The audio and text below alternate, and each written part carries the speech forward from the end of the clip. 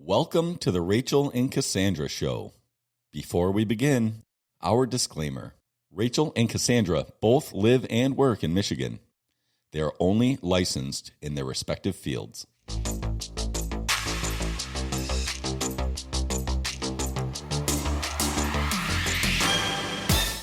Yeah, welcome to the Topless Show. I'm kidding. Nobody watches. If anything, people listen. So we were just joking, but You should we have are let it both wearing sit. patterns today. So You should have let that sit for a why? minute. Like, welcome to the Topless Show. Grant, I need you to edit that out. Welcome to the Topless Show. It's strange. We're gonna have like 50,000 Rachele. views on this one. Like, Yeah, We'll Rachele, do whatever your it boobs look takes. amazing today. Oh my God. Thank you. They're sitting on the table nicely. I got my chair adjusted just so. Anyway, I'm going to try and ignore your nipples. Did you know that the French word for areola means halo? No, Or the French word for halo is areola? I did it backwards. Same thing. Those words are related. That's what I just said is not quite a fact, but definitely worth Googling because they are connected. But what ads am I going to get after I Google that? You let us know. I think we have to rename this the Incognito tits mode. episode. Now it just got weird because we're actually here to talk about mortgages. Better. Well, we're talking today not just about mortgages. We're talking about financing types, or not financing. Yes, Which isn't a super mortgage. sexy topic about your contract. If I could do that, I would do it. I can't do it. Is that what you're Thank trying you. to do? You're welcome. Yes. One of my many talents. I know. I knew it was going to go right into face shit. All right. Can you do the nostril flare? Yeah, everybody can do that. Not true. Do it. Okay. Cross one eye. I can't do that. You guys, if you're watching, Wiggle the other Cassandra one. can cross one eye and wiggle the other one. Can you put your tongue upside down, though? Oh, No. Yeah, you can. It just takes Not some really. practice. Anyway, all right. Face tricks are out of the way. We've already talked about titties. Let's talk about real estate contracts and finance types. woohoo! Yeah, bring it. So, it's funny because this seems so obvious to me, and it's shocking to me how many agents don't understand that if you write an offer, part of your offer on a property says offer is contingent on the buyer being able to secure X type of financing with these terms. And that becomes part of your real estate contract. Did you know that you just can't change your mind on how you're going to buy a house? Not without telling people. You can change your mind, but that doesn't mean you get to make the changes. Yeah. So let's walk through this. I actually have a real estate contract, and I can attach one in the show notes, but I have some language. I feel like I'm kind of forcing this because it's such a fucking boring topic, but it's important because you know why it's important? Because I had an agent tell me that a client wrote an offer on one of their listings and they wrote a freaking cash offer. And like a week before closing, That's awesome. well, no, it's not awesome because that buyer was not a cash buyer. That buyer needed a conventional mortgage. So the agent took it upon themselves, presumably, to lie about how the buyer was going to pay for the house so they could win the deal. And in a multiple offer situation, if all other things being equal, if I'm coming in with an FHA mortgage and you're coming in with cash, even if your offer is lower, it might beat my offer because cash comes with less strings. And what this agent tried to do is have their buyer get a mortgage after beating all the other offers for cash. It's infuriating. Like, you can't do that. I mean, but then what's your recourse? Anyway, I don't know. What direction do you want to go with that this? raises some interesting. I mean, well, you go down your direction because I know I've never obviously seen that. I wouldn't see it. I might see it on a purchase agreement. I've never had a purchase agreement that says cash and then they come to me for a mortgage. I've had people say they're going to do 20% down, and then we change it to 5.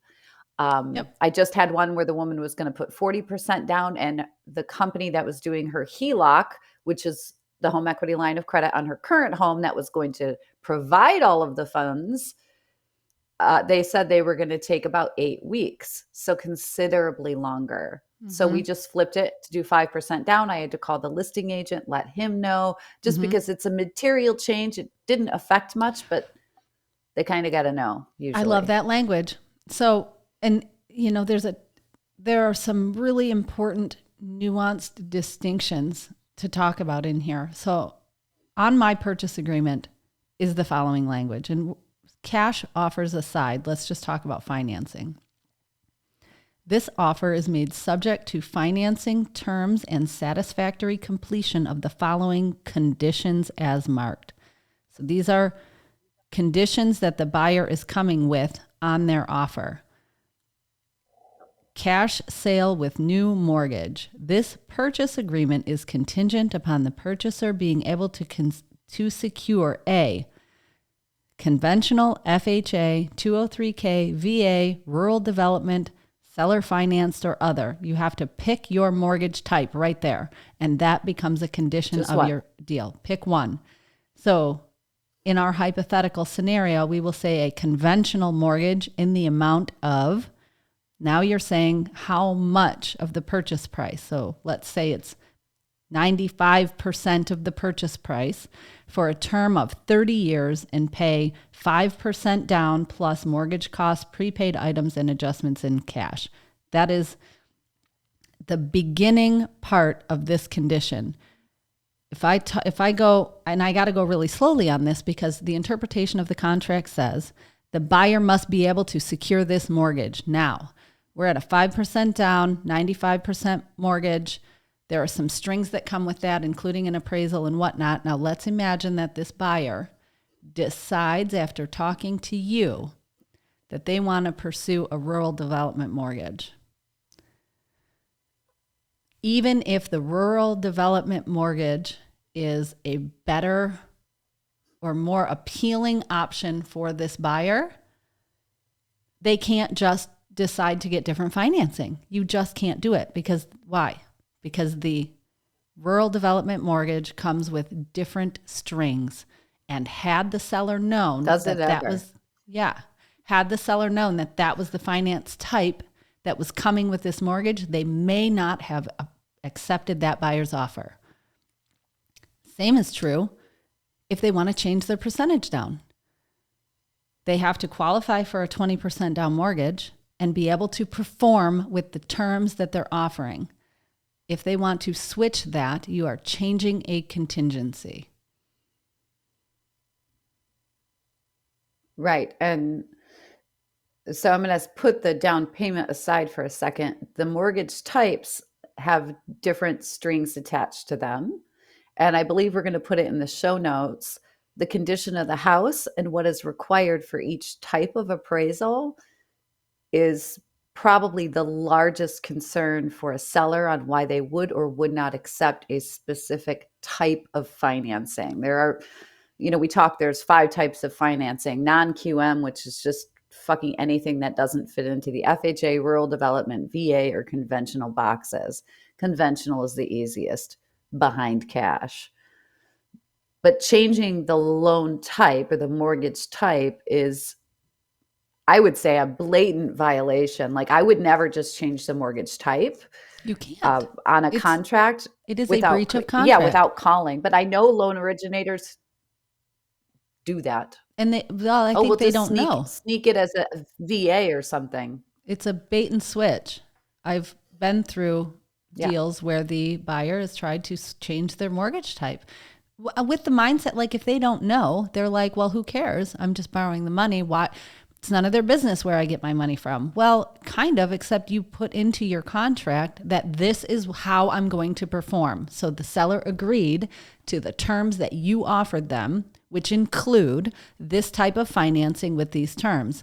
Now, there's a tiny curveball in here because the interpretation of the contract says that the buyer has to qualify Let's use a 20% down conventional mortgage example. Buyer writes an offer, says 20% down conventional, and they qualify for it and they have the funds.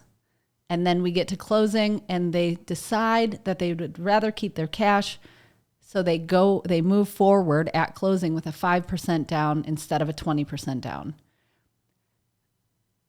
Is that a breach of contract? I say no, because they qualified for the 20% and they could perform there. And the difference in what they're putting down does not impact in any way the appraisal or that's already been done. All the things are already been done. We're ready to move forward. I would just do a caveat that the only time that change might matter, specifically on a conventional, is sometimes you will get an appraisal waiver with a large enough down payment. So if you are accepting an offer based on a conventional offer based on a large down payment and an appraisal waiver, it does affect the seller if you go, I'm not going to put 20% down, I'm going to put 5% down, which triggers an appraisal and an inspection and all of these things. So the strings change. So I'm wrong. Yes. Is that in true? That specific instance, yes, it does. Well, the specific instances are literally where it matters. So is that still true if I did a 10% to 5% down? Yeah. I can send you the qualifications for an appraisal waiver. Yeah, please do. I thought that appraisal waivers were only triggered in instances where the borrower was putting so much money down that nobody kind of cares. That's not true. It's not that. There's different qualifications for that. Like it can't be an investment property, right? Like there's all sorts of different loan to value ratios, and it can't be like a family sale, a gift of equity, which triggers a appraisal waiver that they won't take that. You got to go out there. So there's different strings, right? So if you wrote the offer with a waiver because it was a huge down payment and you sold it and got it accepted and then you changed because you didn't want to spend the money, I would say that is one that would affect the seller for sure. Well, then I stand wholly and completely corrected. The reality is any change to your mortgage terms. I'm gonna write this down. I was right today, August 5th. Rachel said I was right. Am I really that bad? I mean, really? Is that appropriate? No, but you already know everything. It's so rare that I can even give you like a little sprinkle of like, get out of here. It's rare. This is why we love playing in the weeds, because that's where you find all these tiny little details and they all matter. So ticks. The ticks are in the weeds. The ticks are in the weeds. Yes, and meticulous things are in the weeds. Yes. So mortgage change, any change to your mortgage that you offered and came with a pre-approval for, is a material change to the contract, and you can't just change the terms of any contract. Another one of my favorites is I just got a call from an agent the other day about who they have a seller. The buyer of that deal, the lender is like magically ready to close 3 weeks early, and the buyer's like, we want to close on Friday. Yeah, except the seller doesn't have to agree to that. And the buyer's agent is flipping the fuck out because her client's ready to close. You have to. We're ready. Guess what? No, nobody has to show up early unless they agree to. The contract says on or before. On or before. And if the buyer or seller is stuck on the date that it is on, they do not have to agree to before. Any changes to your purchase contract must be agreed to in writing by both parties to the contract. So I get this a lot. This is one that I run into all the time. I am very often ready to close well before the last date on the contract. Shout out to you, because I love that. Me, but I'm usually yes. But really, I just had one. Matter of fact, the buyers, and they were like, "Great, let's close Monday, Monday," and the sellers were like, "No, we're not ready." Yep. I have another one. It's the 18th. I got a clear to close yesterday, so we're going to close Monday. So we're going to close 10 days early, only because the seller agreed. Not because they had to, because they don't have to. Yes. But I did have a realtor tell me once, and this was just wonderful. She said, You don't know when someone's going to get hit by a truck. Close the fucking deal. Oh, Just close was that it. me? Delayed I say occupancy. that. Sign the papers. It was not. It was actually Really? Tracy. That's funny. And I was say like, the same what? thing. She was like, seriously, close it. Walk away. They can, squat in the house, delayed occupancy. If everybody's ready. I mean, people lose their fucking jobs. How shitty would it be to be like, well, I guess we're just going to wait a week. Oh, buyer lost their job. Sale fell through. And now you can't just sign the papers. This is how I advise my clients. Let's talk about occupancy, because the more time you have in a deal, the more likely it is that somebody's going to die. And it's always that example. Not only die, like the verifications of employment. I've had people get fired. Literally, I had a guy who was in the middle of anyway, we're getting into off topic, but it really does matter. The contract dates, the mortgage types, the down payment can matter. With some of the loan programs, it doesn't really matter at all, but it might with conventional. I would go with a more strict interpretation of the contract and say that it always matters, because if you just said that changing a term of the mortgage can have a ripple effect and change some of the terms in order to close the deal. And my hands doing this is the changing of the contract. I don't know if you got that. Yeah. You make fun of me. It hurts my feelings. Oh, I keep showing up for more. I'm just like having fun. I'm not making. I don't mean to make fun. I'm just like being a dork. I'm really good at it. Yeah, you are really good at it. That's why I keep coming back. All right. So that's right. To get this really uninteresting again, let's talk. Oh God, I don't even want to talk about this. Purchaser further agrees to apply for a mortgage within X calendar days from acceptance of this purchase agreement. So here's another spot where I stop my buyers and talk them through what this means. What? Why are you making it? You don't like this? Here's my position, and tell me if I'm wrong. It. I hate when realtors hold the contract back so that I can't even start it, because they're like, we got through inspections. And I'm like, you waited 10 days to give me the contract? Come on.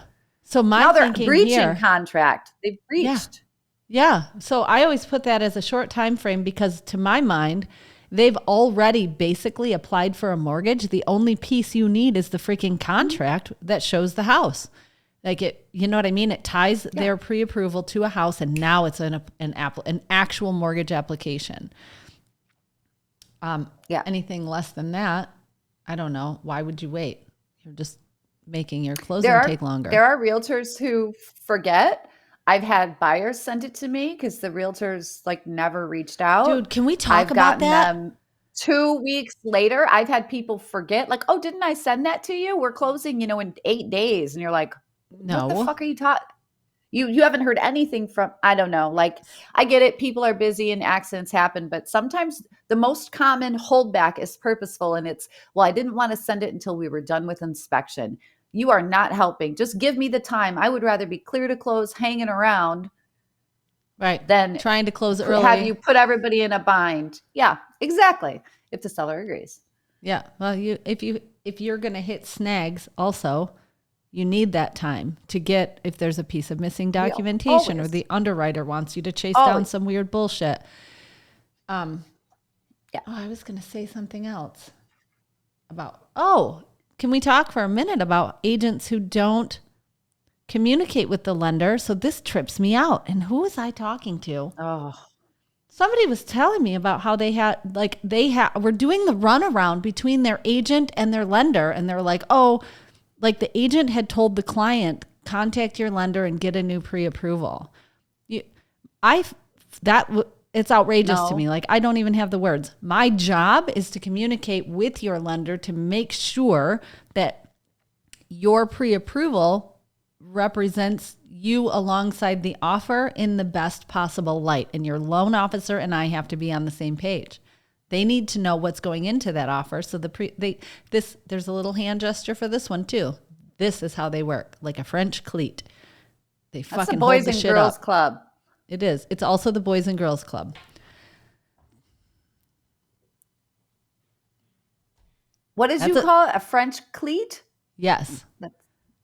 Go Google it. They're amazing. I just learned about them. I've never heard of that.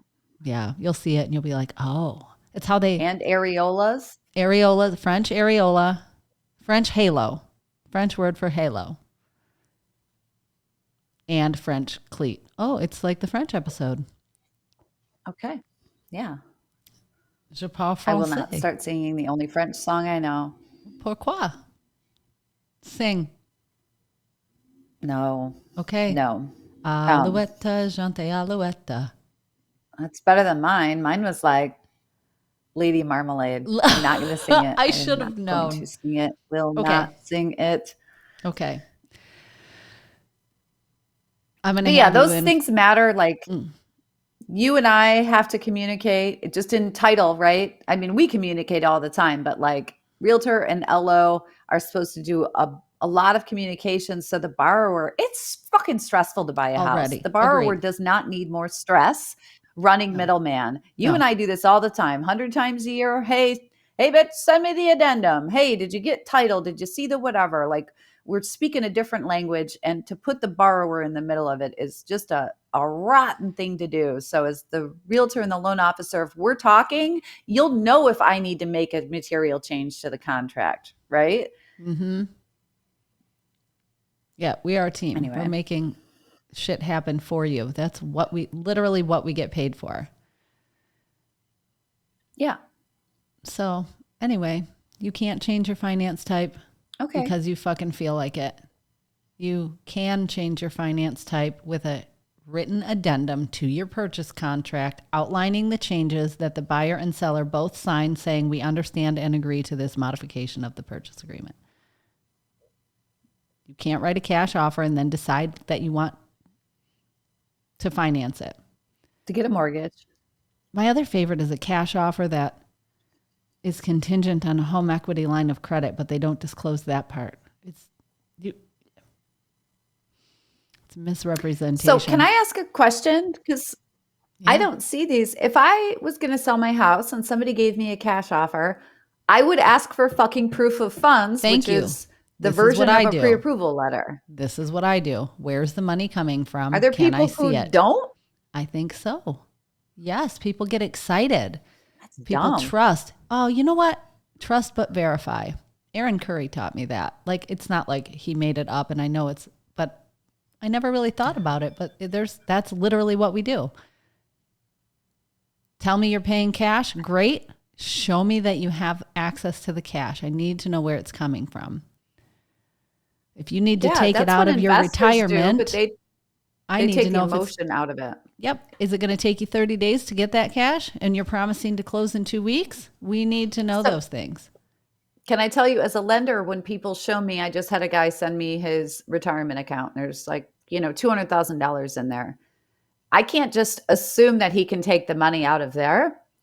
I have to get the terms of withdrawal, and I have to get a copy of the check and see it in his liquid bank account. I have to see it liquidated. So when you're getting proof of funds, the retirement account, you're right, is not enough. Just like contingent on a HELOC is not enough, because you actually have to be done with that shit, and the money has to be cash, because it's something else. It's fake money until it's fake money, right? That would be like me trying to buy your house with cash, but I have to sell my car first, because apparently your house is a turd and I have an amazing car. That's what I was going to say. But it's cash. I just haven't, I know it's a bad example, but your car's nice though. I mean, I agree. So, all right, sweet. So nice reminders today on some real basics. Going back to the basics, Rachel. That's right. Back to the Digging deep. basics. All right. I guess we're done. This is an right. awkward ass episode, but they're important things. We promise they're important. We'll do better next time. Fail forward. On that note, peace out, Girl Scout. I love you. See you later. Bye. The info given is current as of this recording, but remember, the market changes and real estate is hyper local.